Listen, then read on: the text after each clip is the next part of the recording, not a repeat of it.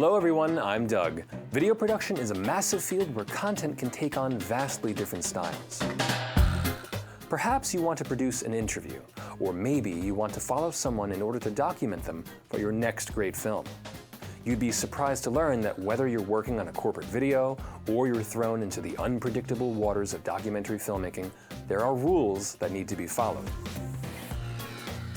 Everyone has probably heard of the rule of thirds, and although it is one of the most basic rules in video, it's essential to keep in mind. The rule of thirds divides the frame into a 3x3 grid, with the lines and intersections being ideal areas to frame your subject. When framing subjects, the eyes should line up on the topmost line.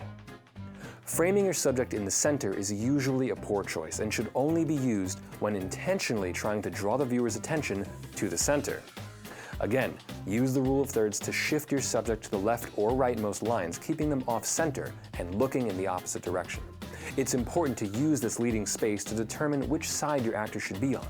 You generally don't want to place an actor on the same side that they're facing, as this creates too much negative space on the opposite side.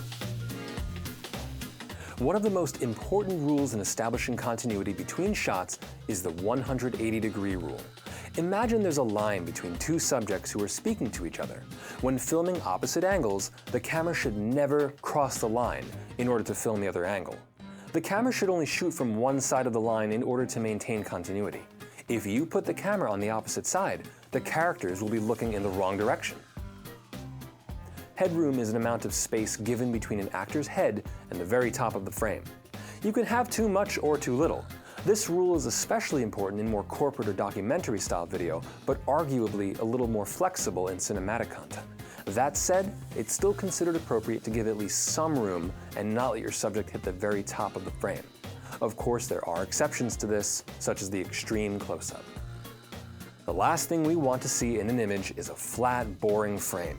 It's important in both stills and video to create depth in the image by positioning and framing elements of the scene in the foreground, the background, and anywhere in between.